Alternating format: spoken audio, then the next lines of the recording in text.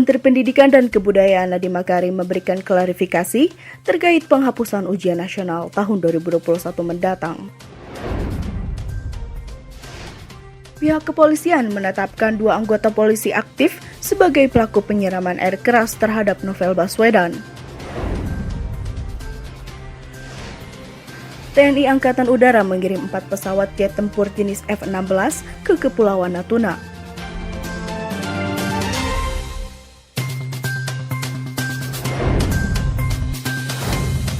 Selamat pagi para pendengar Sumel Radio, salam jumpa dimanapun Anda berada. Kembali Anda mendengar News A Pagi pukul 7.30 waktu Indonesia Barat.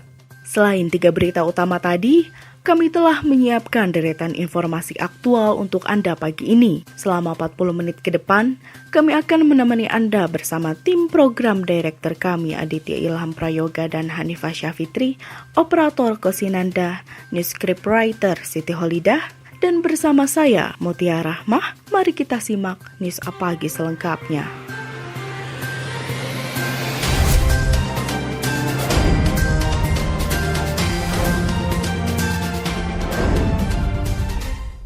Berita pertama kami awali dengan isu seputar ekonomi.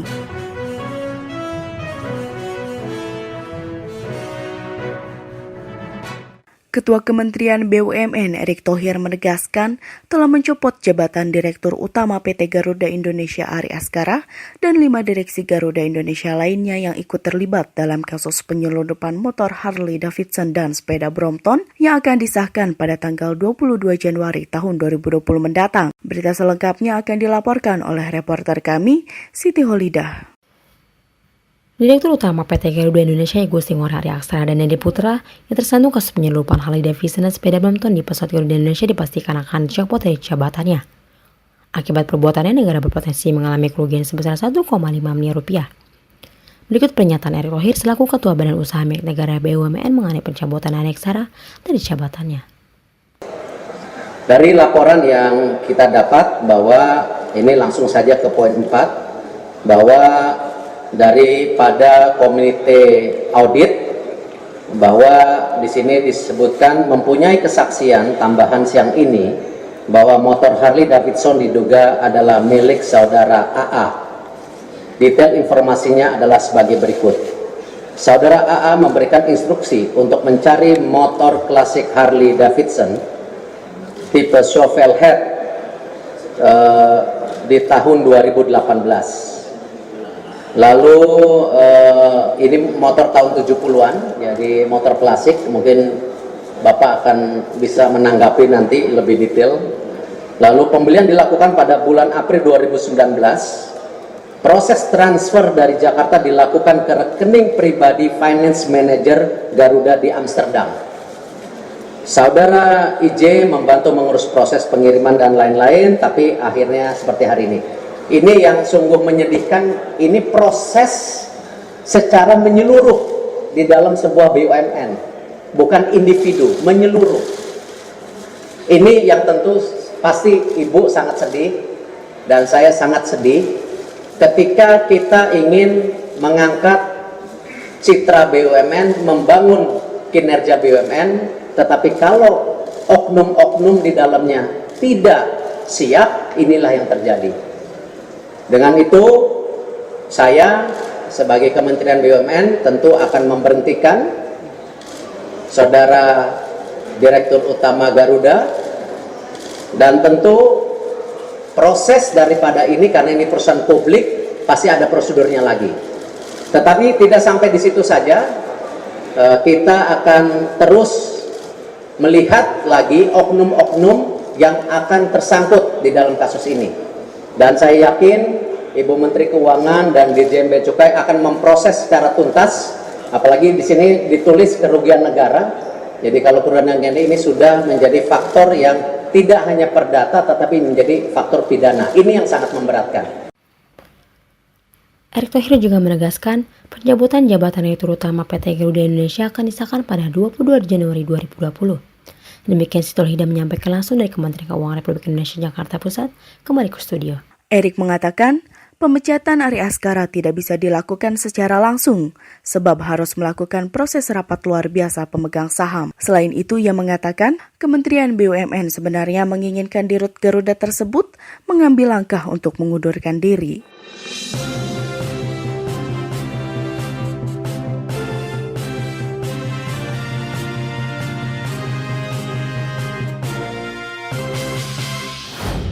Berita selanjutnya terkait kasus penyerangan terhadap Novel Baswedan. Pendengar, polisi berhasil menangkap pelaku penyiraman air keras yang menimpa penyidik senior KPK Novel Baswedan pada 11 April 2017 silam. Pelaku yang kini ditetapkan sebagai tersangka pada kasus tersebut adalah seorang anggota polisi aktif. Laporan selengkapnya akan disampaikan oleh reporter kami, Aditya Ilham Prayoga.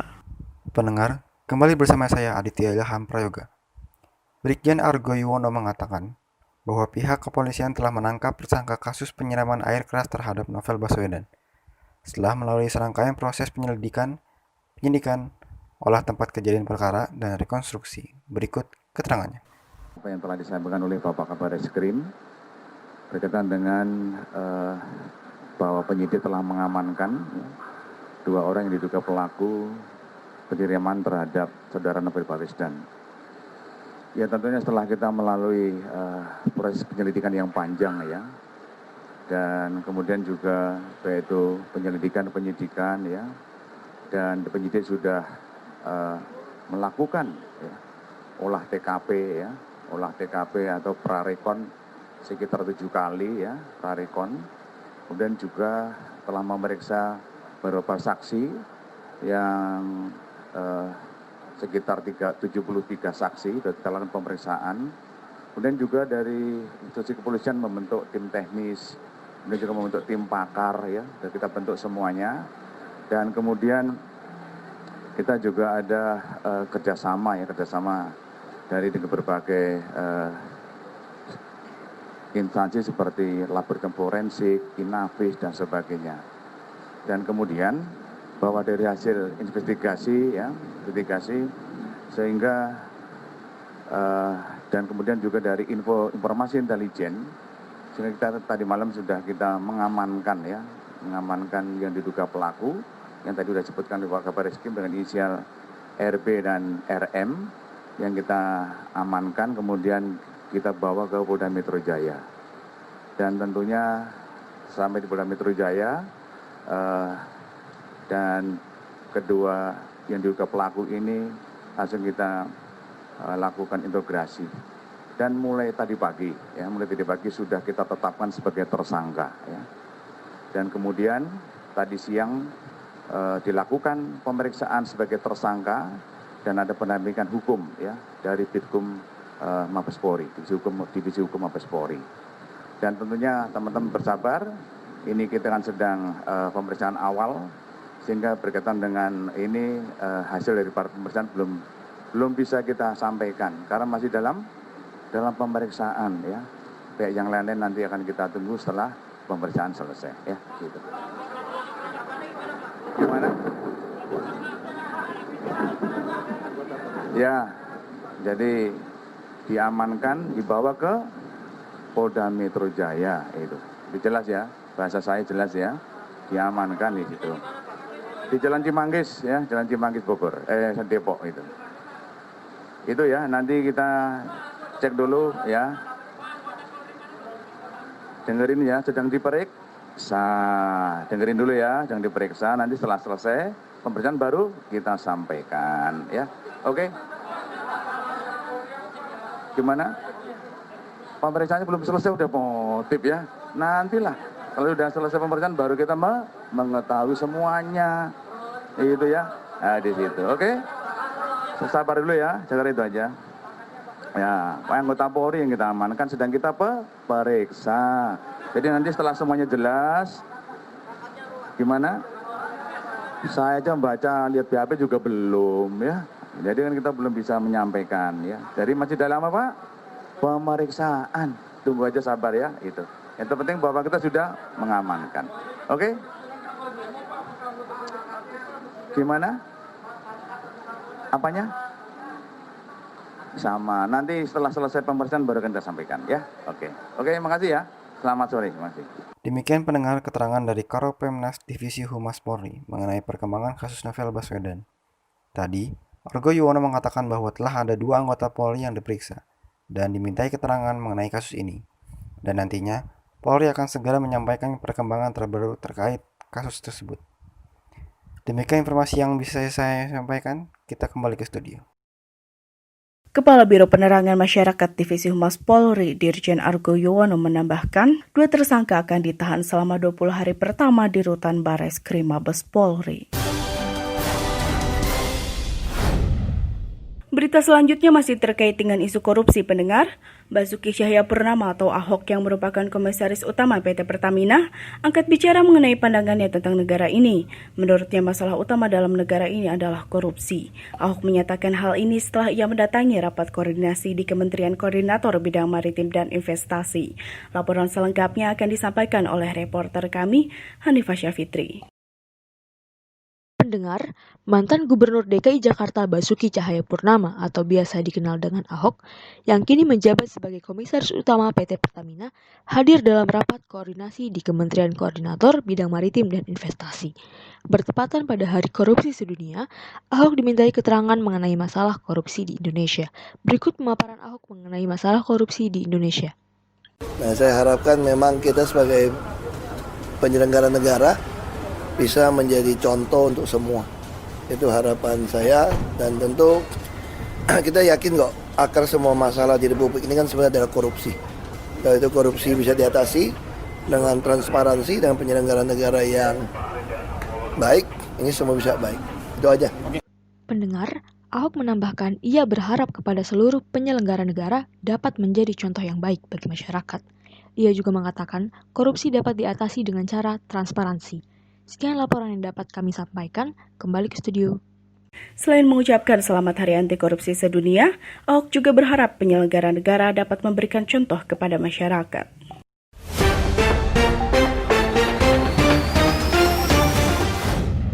Kita beralih ke perairan Natuna, Kepulauan Riau. TNI Angkatan Udara mengirim 4 pesawat jet tempur jenis F-16 dari Pangkalan Udara Rusmi Nurjadin ke wilayah perairan Natuna, Kepulauan Riau pada Selasa 7 Januari 2020 kemarin. 4 pesawat jet tersebut akan berpatroli di wilayah Natuna.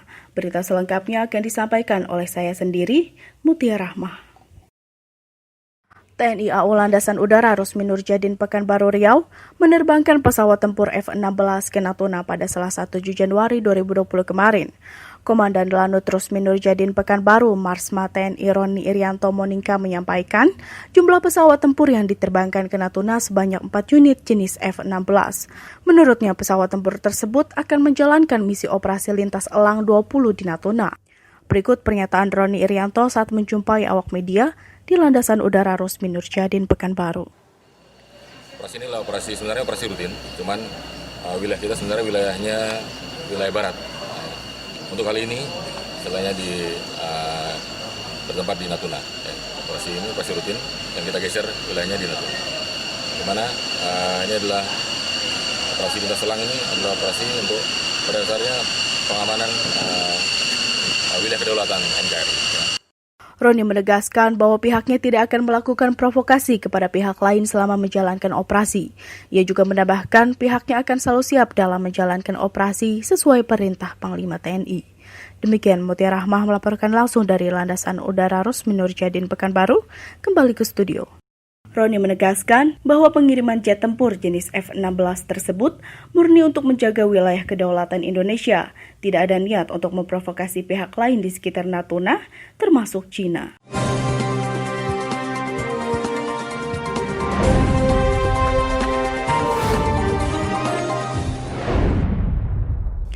Kita beralih ke dunia olahraga pendengar. Presiden Republik Indonesia Joko Widodo menemui jajaran pimpinan PSSI di Istana Merdeka. Presiden mengatakan, Liga Sepak Bola Indonesia butuh perbaikan. Selain itu, Presiden juga mengakui bahwa ia sangat menantikan prestasi sepak bola tanah air. Laporan selengkapnya akan disampaikan oleh reporter kami, Kosinanda. Presiden Joko Widodo menerima jajaran pimpinan PSSI di Istana Merdeka.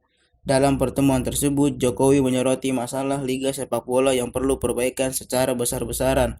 Presiden Jokowi juga mengatakan sangat menantikan prestasi sepak bola tanah air. Untuk itu, perbaikan kualitas kompetisi dan pembinaan pemain sejak dini harus dilakukan dengan baik. Berikut pernyataan Presiden Joko Widodo saat ditemui awak media. Indonesia ditunggu oleh masyarakat, jadi kita harus betul-betul berbenah, mulai harus berani berubah. Oleh sebab itu,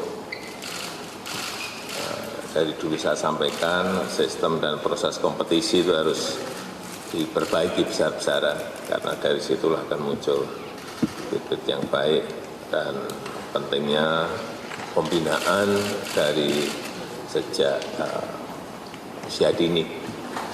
Kemudian saya enggak akan berkomentari mengenai sepak bola kita kemarin saya ingin melihat ke depan saja bahwa nanti di 2021 kita akan menjadi tuan rumah Piala Dunia U20. Ini betul-betul saya minta segala sesuatu dipersiapkan, mulai dari promosi acara, mulai melihat lagi transportasi, akomodasi, stadion semuanya, karena ini event yang juga tidak mudah kita dapatkan. Saya rasa itu sebagai pengantar yang bisa saya sampaikan. Jokowi juga menyinggung rencana Indonesia menjadi tuan rumah Piala Dunia U20 pada 2021. Presiden meminta PSSI mempersiapkan segala keperluan mulai dari promosi event, kelayakan stadion, hingga transportasi dan akomodasi para peserta. Demikian Muhammad Kosinanda melaporkan. Kita kembali ke studio. Selain menyinggung Liga Sepak Bola Indonesia, Presiden Jokowi juga meminta PSSI untuk mempersiapkan segala hal yang dibutuhkan terkait rencana Indonesia menjadi tuan rumah Piala U20 pada tahun 2021 mendatang. Pendengar, berita selanjutnya akan kami sampaikan setelah komersial break berikut ini. Tetap bersama kami.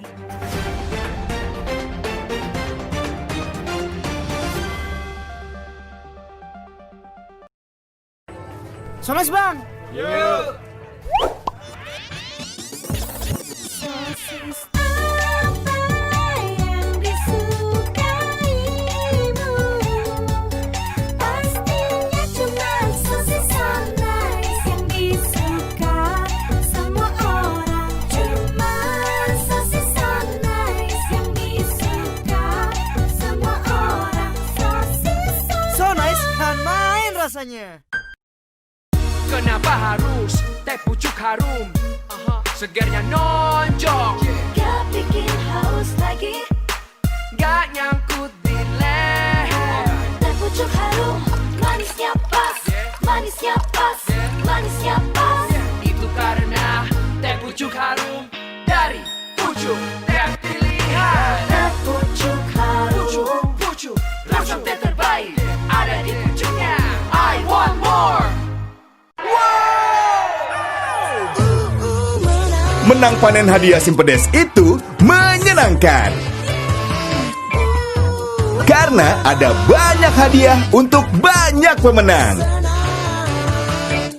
Ayo ikutan panen hadiah Simpedes. Karena menang belasan ribu hadiah itu menyenangkan. Tingkatkan saldo terus, panen hadiah terus, seneng terus.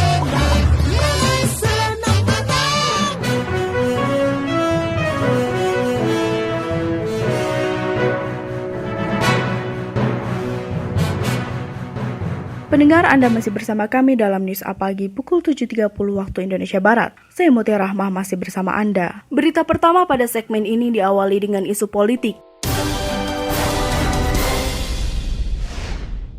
Ketua Umum PDI Perjuangan Megawati Soekarno Putri memberikan pidato politik dalam Rakernas 1 PDIP sekaligus ulang tahun PDIP ke-47 di G-Expo Kemayoran, Jakarta pada Jumat 10 Januari 2020 kemarin. Megawati menyapa Menteri Pertahanan sekaligus Ketua Umum Partai Gerindra Prabowo Subianto yang turut hadir dalam acara tersebut. Laporan selengkapnya akan disampaikan oleh saya sendiri, Mutiara Rahmah. Rakernas dan perayaan ulang tahun PDI Perjuangan ke-47 berlangsung pada Jumat 10 Januari hingga Minggu 12 Januari 2020 di Kemayoran, Jakarta Pusat. Fokus utama dalam acara tersebut untuk menegaskan komitmen PDIP merawat kebinekaan dan berpolitik yang dekat dengan rakyat. Rakernas PDIP turut dihadiri sejumlah ketua umum partai politik pendukung pemerintah. Dalam acara tersebut, Ketua Umum PDIP Megawati Soekarno Putri mengawali pidatonya dengan menyapa para tamu yang hadir. Yang menjadi menarik dalam sambutannya, ia menyapa Menteri Pertahanan sekaligus Ketua Umum Partai Gerindra Prabowo Subianto yang hadir dalam acara tersebut. Berikut pernyataan Megawati saat berpidato di Jexpo Kemayoran, Jakarta Pusat. Hadirin dan hadirat yang tidak bisa saya sebutkan satu persatu, tapi saya juga lihat remang-remang karena pakai baju putih, kelihatannya itu Bapak Prabowo Subianto.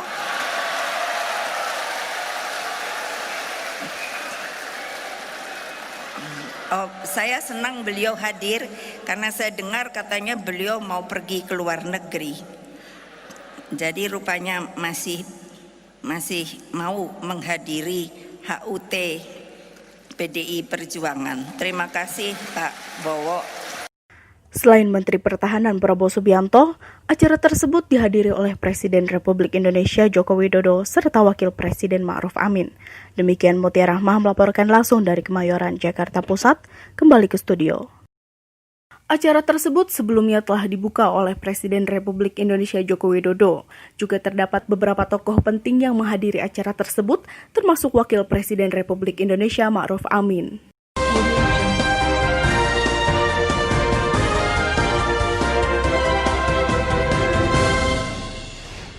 Berita selanjutnya terkait isu pendidikan pendengar, Menteri Pendidikan dan Kebudayaan Nadiem Makarim mengklarifikasi pemberitaan media yang menyebut dirinya menghapus ujian nasional. Selanjutnya ujian nasional akan diganti dengan asesmen kompetensi minimum yang mirip seperti Program for International Student Assessment atau PISA.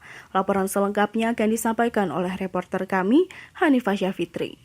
Pendengar, sekarang kami sedang berada di Hotel Bidakara, Jakarta Selatan, di mana sedang berlangsungnya pemaparan program Merdeka Belajar oleh Menteri Pendidikan dan Kebudayaan Mendikbud Nadiem Makarim. Ia mengklarifikasi bahwa ujian nasional tidak dihapus, melainkan hanya diganti sistemnya.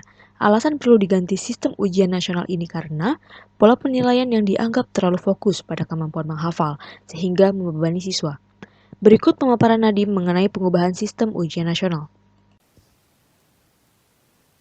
Tahun 2021 UN itu akan diganti menjadi asesmen kompetensi minimum dan survei karakter. Nah, akan saya jelaskan. Yang pertama adalah penyederhanaan asesmen. Bapak-bapak, ibu-ibu, kayaknya kita semua di ruangan ini setuju. Secara nasional kita membutuhkan tolak ukur. Tidak bisa sama sekali kita tidak punya tolak ukur. Tapi apa yang diukur dan siapa yang diukur, itu yang akan berubah, Bapak Ibu. Asesmen kompetensi minimum adalah kompetensi yang benar-benar minimum, di mana kita bisa memetakan sekolah-sekolah dan daerah-daerah berdasarkan kompetensi minimum. Apa itu materinya? Materinya yang bagian kognitifnya itu hanya dua. Satu adalah literasi, dan yang kedua adalah numerasi. Literasi itu bukan hanya kemampuan membaca, Bapak-bapak dan Ibu. Literasi adalah kemampuan menganalisa suatu bacaan. Kemampuan mengerti atau memahami konsep di balik tulisan tersebut. Itu yang penting. Dan yang kedua, numerasi itu adalah kemampuan menganalisa menggunakan angka-angka dan matematika. Ya, ini adalah dua hal yang akan menyederhanakan asesmen kompetensi yang dilakukan mulai tahun 2021.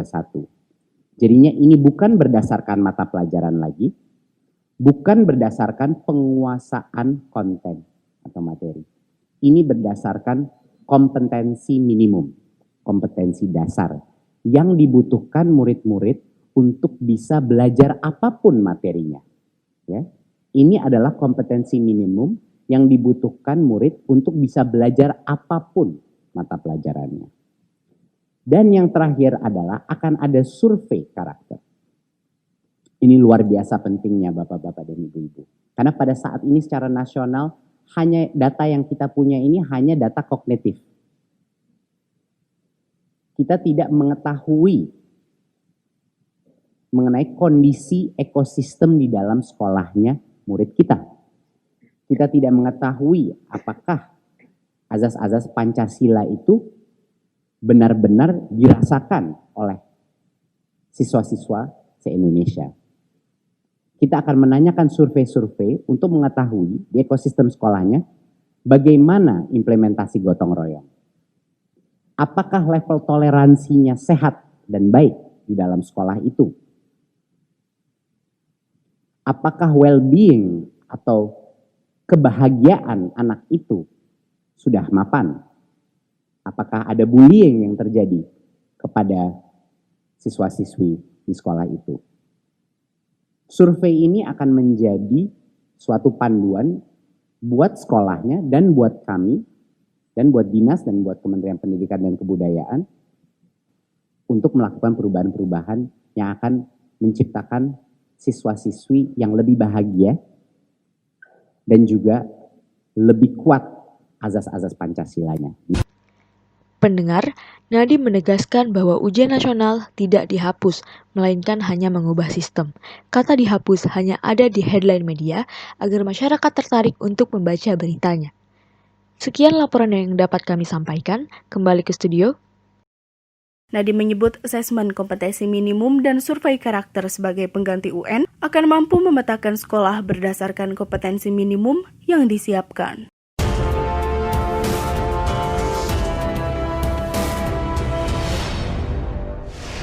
Berita selanjutnya berasal dari Provinsi Jawa Barat. Wakil Ketua MPR Arsul Sani meminta polisi untuk mengusut tuntas kericuhan penertiban bangunan di Taman Sari Bandung, Jawa Barat. Menurutnya, kerusuhan yang melibatkan polisi dengan massa tersebut harus dievaluasi pihak-pihak terkait. Berita selengkapnya akan disampaikan oleh reporter kami, Kosinanda. Wakil Ketua MPR Arsul Sani meminta kericuhan yang terjadi saat penertiban bangunan di Bandung, Jawa Barat diusut tuntas polisi. Kerusuhan yang melibatkan polisi dan massa harus dievakuasi pihak-pihak terkait. Penyebab bentrok perlu dipastikan lebih dulu sebelum mengevakuasi cara yang dilakukan polisi saat mengamankan penertiban bangunan di Taman Sari Bandung. Berikut pernyataan Arsul Sani saat ditemui awak media. Kasus-kasus penggusuran yang kemudian menimbulkan kerusuhan sosial itu saya kira harus menjadi bahan evaluasi kalau itu yang melibatkan Polri ya harus menjadi bahan evaluasi bagi tentu atasan langsung dari satuan Polri yang bersangkutan. Kalau misalnya itu petugasnya dari katakanlah Polresta ya Pak Kapolda Jawa Barat mesti melakukan evaluasi apakah ada pelanggaran SOP atau tidak ya. Kenapa kok sampai terjadi keributan, dan saya juga menyaksikan video yang viral itu ya. Penertiban juga diwarnai perlawanan karena warga menolak rumahnya dibongkar petugas. Sebelum pembongkaran, warga sudah menerima surat peringatan pertama hingga peringatan ketiga. Selama ini warga hanya mempunyai hak sewa atas tanah pemerintah Kota Bandung tersebut. Demikian Muhammad Kosinanda melaporkan. Kita kembali ke studio.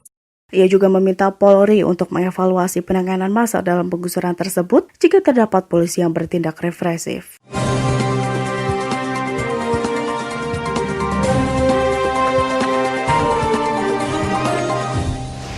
Masih sekitar Jawa Barat, pendengar, Presiden Republik Indonesia Joko Widodo secara resmi melepas ekspor perdana Isuzu Traga di Isuzu Karawang Plant, Jawa Barat.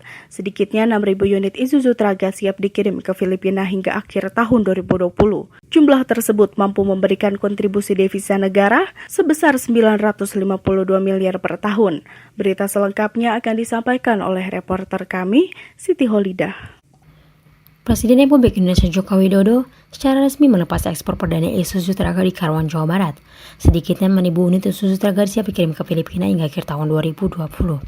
Jumlah tersebut mampu memberikan kontribusi devisa negara sebesar 952 miliar per tahun. Kembali saya ingin menegaskan sekali lagi bahwa fokus kerja pemerintah sekarang ini adalah bagaimana mengurangi impor. Dan yang kedua, bagaimana meningkatkan ekspor. Mau datang ke PT Isuzu ini karena ada ekspor perdana Isuzu Traga. ekspor kita semakin meningkat, ekspor kita semakin terus naik, yang pada ujungnya kita berharap current account defisit kita semakin mengecil dan semakin nantinya neraca perdagangan kita juga bisa surplus. Jangan sampai impornya lebih banyak dari ekspornya.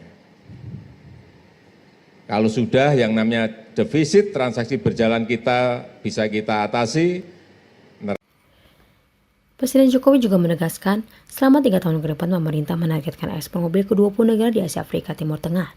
Selain itu, sebagai penyemangat kepada industri otomotif, Presiden Jokowi menargetkan ekspor sebanyak 1 juta unit hingga 2024 mendatang. Demikian Siti Holidah melaporkan, kembali ke studio. Presiden mengatakan target 3 kali lipat harus diperoleh. Menurutnya, sebagai bangsa jangan pernah pesimis dengan angka-angka.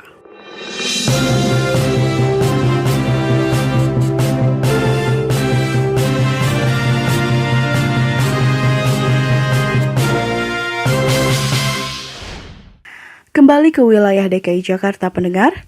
Presiden Republik Indonesia Joko Widodo memanggil Komisaris Utama PT Pertamina Basuki Cahayapurnama atau Ahok bersama Direktur Utama Pertamina Mieke Widiawati untuk membahas soal migas.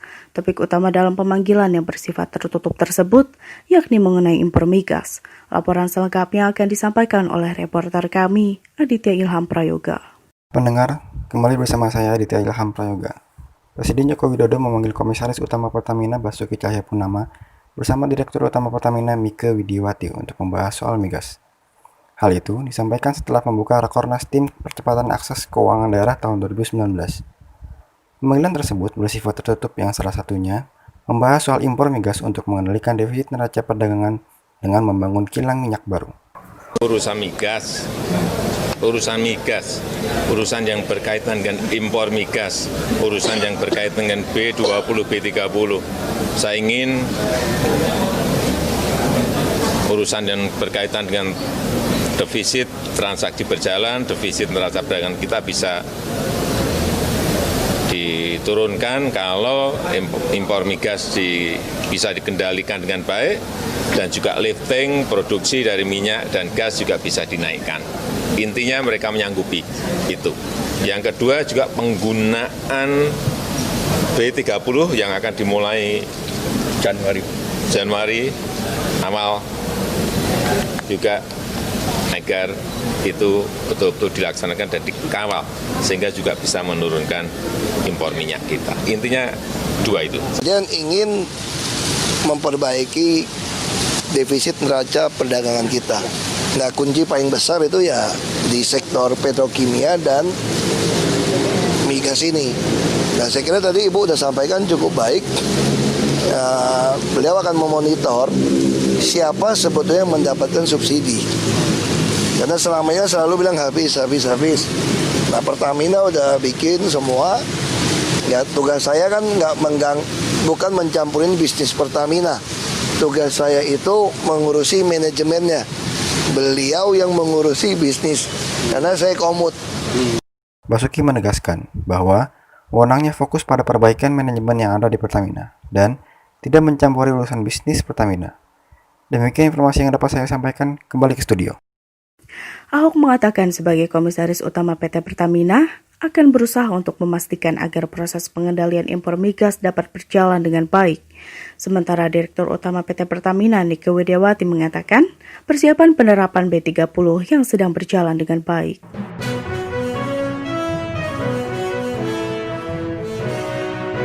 Pendengar, demikian berita tersebut sekaligus mengakhiri jumpa kita di pagi hari ini. Sampai jumpa besok pagi dengan update berita lain yang akan kami siapkan untuk Anda. Saya Mutia Rahmah, Aditya Ilham Prayoga, Hanifah Syafitri, Kusninanda, Siti Holidah, mewakili segenap kru yang bertugas pamit undur diri. Selamat pagi dan sampai jumpa. Salam News Apagi.